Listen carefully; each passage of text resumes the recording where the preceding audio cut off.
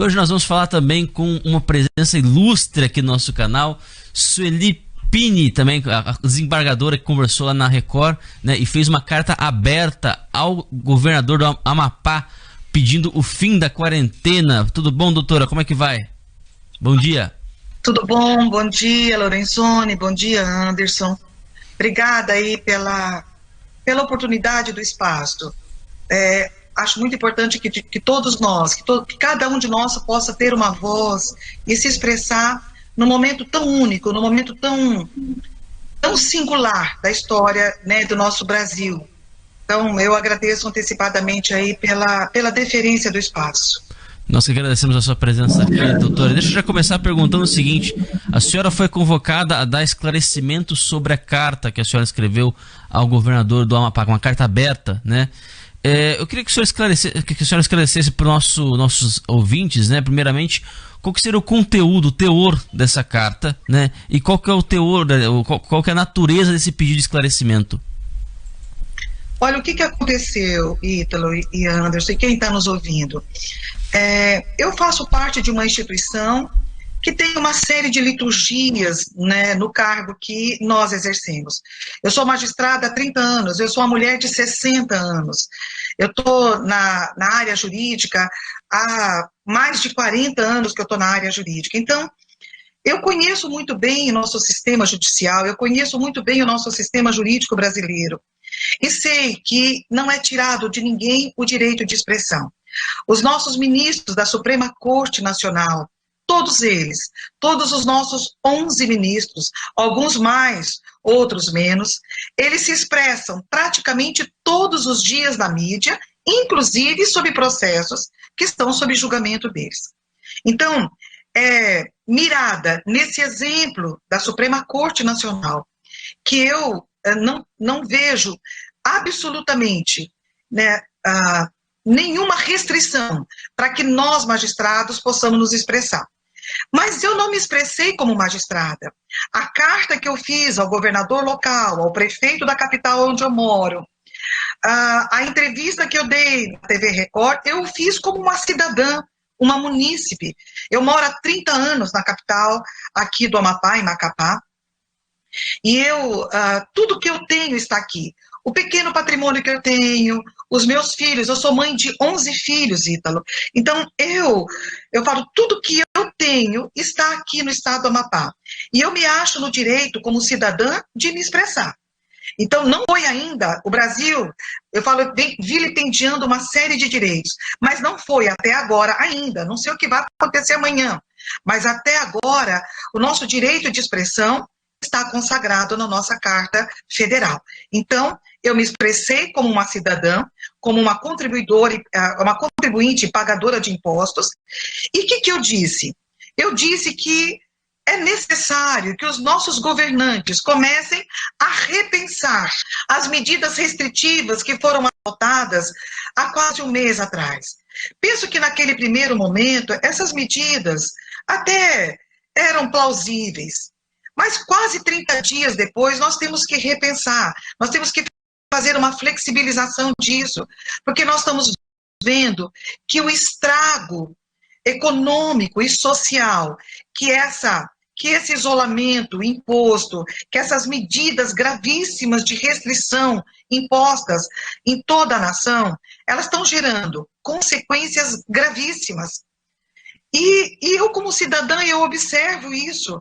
E não acho certo dizer que eu não possa me expressar, que eu não possa falar, que eu não possa fazer uma súplica aos governantes para que eles repensem essas medidas. Em boa parte, em alguma parte do país, e não em boa parte do país, mas em parte expressiva do país, já se começa a fazer a flexibilização. Então, o que a gente quer é que nós consigamos voltar à normalidade do país. Eu costumo dizer que estão matando a vaca para poder liquidar com o carrapato. Então, nós temos que reavaliar isso. A minha súplica como cidadã é para que os governantes comecem a reavaliar as medidas de restrição gravíssimas que foram impostas aos cidadãos. A doutora Sueli, né, aqui é o Max Cardoso falando também. Como é que está a situação, doutora? Né? Obrigado, primeiro de tudo, obrigado, né, por falar com a gente aqui. Como é que está a situação aí no Amapá com essa questão da quarentena? Como é que as pessoas estão passando, assim, porque principalmente os mais pobres, as pessoas mais necessitadas, normalmente elas acabam sendo mais afetadas por esse isolamento, essa parada do comércio, né, essa questão toda econômica e social. Como é que está sendo isso aí? Como é que a senhora está vendo isso? Eu falo assim, eu sem querer ser dramática, mas talvez aí eu falo que o lado italiano que a gente herdou, que eu venho de uma família de italianos, eu sou do sul do país, eu sou do Paraná, eu habito a Amazônia aqui já há uns 30 anos, na verdade mais de 40 anos, porque também morei em Rondônia durante quase 10 anos. Eu avalio tudo isso sinceramente, como um pesadelo. Eu tenho a impressão assim, meu Deus, será que daqui a pouco eu vou acordar e tudo isso foi um enorme pesadelo? Porque eu falo que acho que nem em tempos de guerra, ou então de pandemias gravíssimas que a humanidade já atravessou, a gente tenha tido um quadro de violação do direito de liberdade, do direito de propriedade, da maneira como nós estamos vivendo agora. E isso sim, para mim, eu falo, é grave. Talvez pela minha natureza, uma natureza, eu sei que talvez não seja uma natureza comum, eu não consigo ter medo dessa contaminação com o vírus corona ou com qualquer outra doença. As doenças sempre existiram na humanidade e sempre vão caminhar conosco. Eu, você, nossos familiares, e um percentual enorme da população vai morrer de doenças. Ou nós vamos morrer de um acidente, de uma queda, ou nós vamos morrer de doenças. Bom, então, o que me preocupa, eu falo, primeiro vamos lá, eu não sou uma grande estudiosa, eu não sou a tal da especialista que a imprensa tanto fala aí, porque eles citam milhares de especialistas, eu queria até saber onde é que eles estão, tanto especialistas assim. Então vamos lá. No caso do Brasil, já é mesmo uma epidemia? Os números que nós estamos vendo agora, até agora aí, será que já configura mesmo uma epidemia? Então já começa por aí. Estamos mesmo numa epidemia? Essa é a pergunta que não quer calar. Bom, se nós estamos numa epidemia, será que é necessário tudo isso para uma doença que tem um índice baixo de letalidade, como é o do coronavírus? Ainda mais nós nos trópicos, com uma incidência solar como nós temos, diferente aí dos países dos Estados Unidos ou da Europa, que é um outro tipo de clima. Então, a Anvisa e a própria FDA acabou de aprovar um coquetel importante de medicação, que é a hidroxicloroquina, junto com a azitromicina, o zinco e a vitamina D, que tem um índice incrível de resultabilidade, de cura dessa gripe. Então, eu fico assim pensando, será que nós não estamos sendo desproporcionais? Eu não tenho nenhuma dúvida disso. Eu sei que eu não sou ninguém, eu não sou uma especialista ou uma estudiosa, mas eu observo as coisas, eu sei fazer conta. Eu falo assim, vamos observar os fatos, eu não quero narrativa, eu sei observar os fatos. Então nós estamos vendo, então, que nós já temos, eu falo assim, aí, um quadro que nos propicia flexibilizar. Vamos permitir que as pessoas voltem a trabalhar. Não existe pior doença do que ficar confinado. As pessoas estão adoecendo porque estão confinadas. Já começam a aparecer doenças psicossomáticas nessas pessoas porque elas estão adoecendo com esse confinamento. Primeiro, nós sabemos que foi feito um terror absoluto. Foi incutido um medo irracional nas pessoas. Eu conheço pessoas inteligentes, pessoas estudadas, que estão apavoradas, que estão praticamente embaixo da cama, com medo do vírus corona. Então, assim, foi pregado um terror e um medo desproporcional nas pessoas. É claro que eu sei avaliar as coisas, eu sei que tem uma coisa muito grande por detrás disso. A história vai mostrar, e vai mostrar muito rápido.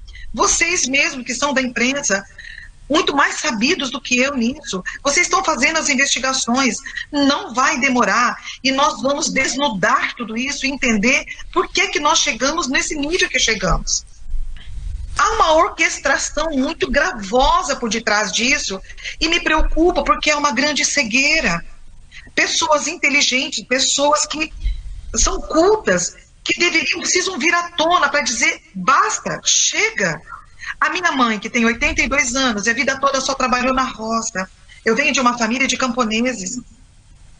A minha mãe diz assim, filha, nós sempre tivemos gripe sempre existiu.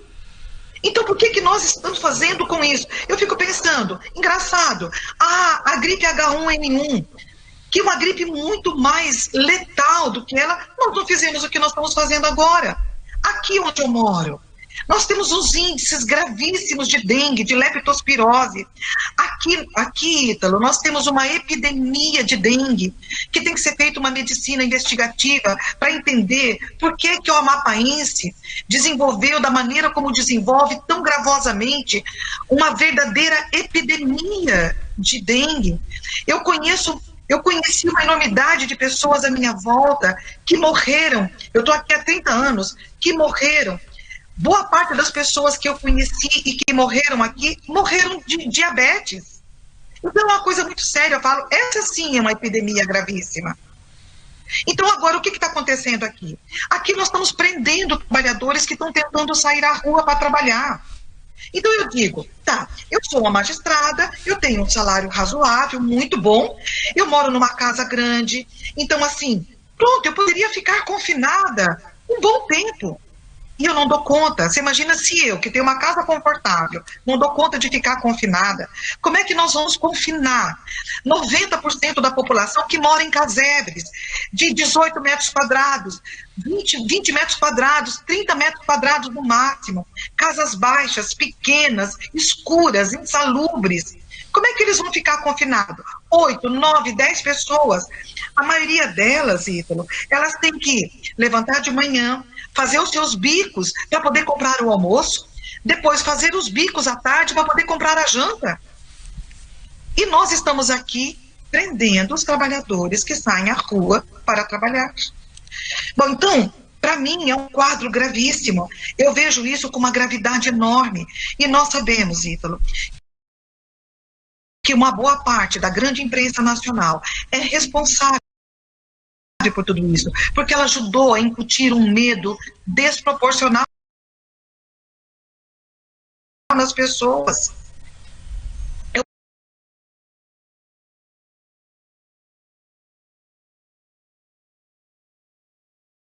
Eu participo de vários grupos nacionais de magistrados, de juristas, e eu vejo que eles, mesmo pessoas que têm um conhecimento e acesso a boas informações, mesmo eles, tomados de um medo irracional. Então, eu não tenho medo do coronavírus. Se falar para mim assim, bom, Pini, aqui tem uma piscina de coronavírus, e aqui está a sua liberdade. Então, o preço que você vai pagar por ela é mergulhar nessa piscina do coronavírus.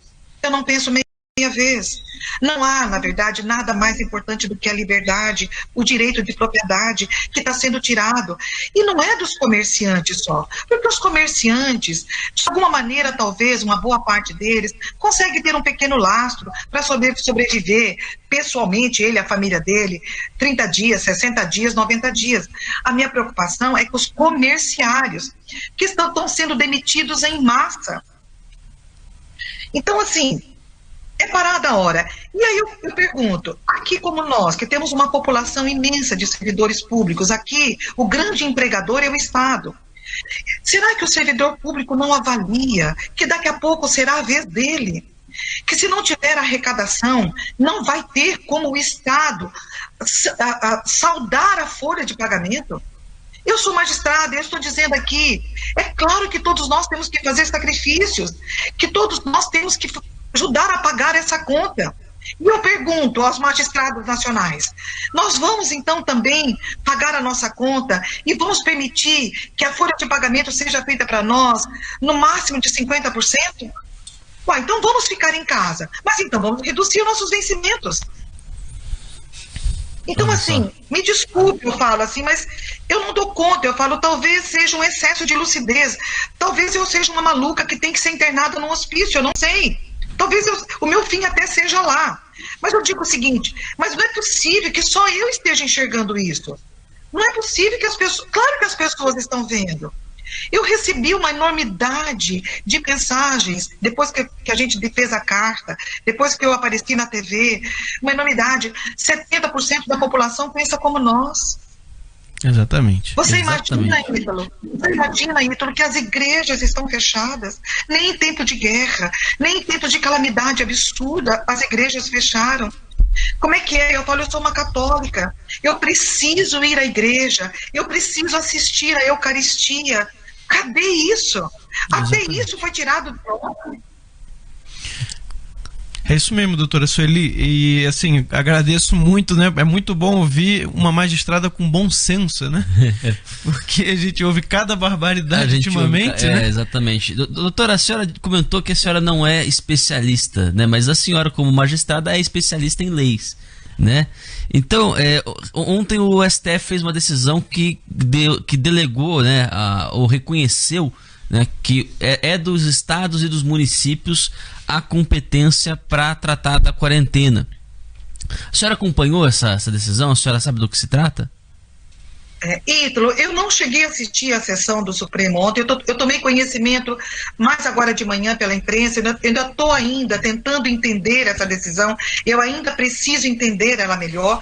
De alguma maneira, o que me pareceu até agora, do pouco que eu sei, o que o Supremo fez foi reconhecer a autonomia das federações, do Estado federado, dos estados, para decidir uma parcela das coisas relativas à quarentena. É claro que nós sabemos que estado de sítio e tudo mais, quem decide é o governo federal e o Congresso Nacional.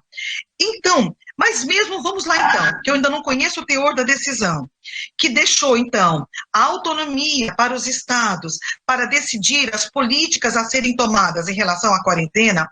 Mais uma razão, então, Ítalo, mais uma razão para que os governantes, para que os seus governadores e os seus prefeitos, que eles, na verdade, assim, sejam tomados, eu falo, do maior senso de responsabilidade, porque, olha só, junto com essa decisão de que eles são responsáveis, então, pelas medidas que vão tomar, de restrição e de tratamento com relação a essa quarentena, os governadores e os seus prefeitos devem saber que as consequências também serão suportadas por eles. Então eu pergunto aos governadores e prefeitos, vocês têm lastro para suportar a brutal queda de arrecadação que vai acontecer com essas medidas de restrição ao comércio? Então essa é a pergunta, porque junto então com a liberdade, com a autonomia, vem também, Ítalo, a enorme consequência e o senso de responsabilidade. Então, eu ainda vou tomar pé do inteiro teor dessa decisão, mas eu penso que os governantes e os prefeitos, eles têm que tomar muito, muito cuidado, porque as consequências do que eles vão fazer também recairão sobre a autonomia dos estados. Ou eles acham que a União é que vai resolver a vida financeira dos estados. Penso que não. A União não poderá ficar emitindo moeda. Se nós emitirmos moeda, nós vamos gerar um caos. Isso aqui vai virar uma Venezuela com uma inflação descomunal. Uma inflação, Ítalo, que a gente já começa a sentir. Eu tenho ido, então, aos mercados, conversar com as pessoas. O que eu vejo já, Ítalo? Eu já vejo as gôndolas do mercado já desabastecidas, e eu vejo uma coisa muito grave acontecendo, uma alteração dos preços. Então, uma mercadoria que eu pagava antes da quarentena R$16, ela já está a 22. O óleo de soja que eu pagava R$3,50, ele já está R$4,30. Então, assim, o que está acontecendo? Nós já começamos a sentir o desabastecimento e já uma inflação. Então, com tudo isso que eu estou falando, naqueles comércios que ainda podem funcionar, mesmo com a restrição, que é a venda de alimento. E eu fico pensando, então, como é que vai ser a arrecadação dos estados? Então, o Supremo, se ontem ele disse, eu não vi ainda, se ontem ele disse que os estados têm autonomia para adotar as políticas que entender necessárias para o combate à disseminação da doença, eles também têm que entender que eles também vão ter que arcar com as consequências das medidas que eles tomarem.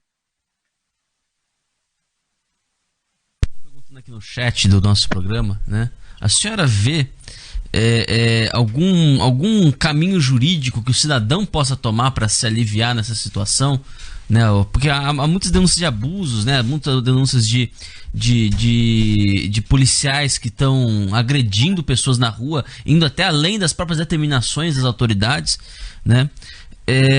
Mas isso é pontual, né? Isso é casuístico, né? Isso é à medida que a coisa vai acontecendo. O problema da fome mesmo, né? O problema da miséria não está sendo tratado, né? A senhora vê a possibilidade de judicialização de alguma parte, pelo menos, dessa crise? Mas não tenha nenhuma dúvida, Ítalo, não tenha nenhuma dúvida. Ainda agora há pouco eu comentava isso. Nós, assim que essa poeira começar a baixar, porque vai ter uma hora que ela vai ter que abaixar, a hora que ela começar a baixar, o judiciário vai ser abarrotado de ações de indenização por danos materiais e morais.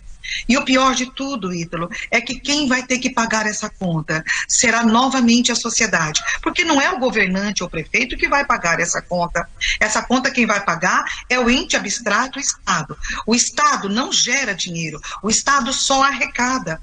Então, assim, eu não tenho nenhuma dúvida. Eu desejaria que não acontecesse, mas lamentavelmente não é isso que vai acontecer. Ao contrário, nós vamos ter uma chuva de demandas no judiciário em busca de indenizações por danos materiais e morais por conta das medidas que estão sendo tomadas abusivas. Tem medidas que são flagrantemente abusivas e desproporcionais. E mais, outra coisa que eu acho importante é que aquele cidadão, aquele comerciante que entender que está sendo violado no seu direito, é claro que ele tem que buscar a porta do judiciário. Não sei se ele vai ter êxito ou não, mas que ele tem o direito de buscar, tem. É um direito, ainda não foi tirado o direito das pessoas de peticionar e de buscar o judiciário. Então, isso já está acontecendo. Nós já temos hoje, pululando no país, uma série de demandas judiciais sendo tomadas. Mas, eu falo, a grande demanda de demandas judiciais ainda vai aportar. Eu falo que as consequências dessa pandemia de irracionalidade, que eu falo que essa é a grande pandemia que nós estamos vivendo, não tenha dúvida, ela vai custar ainda muito caro. Nós ainda vamos experimentar as consequências dela, assim, e muito ao longo aí dos próximos meses e até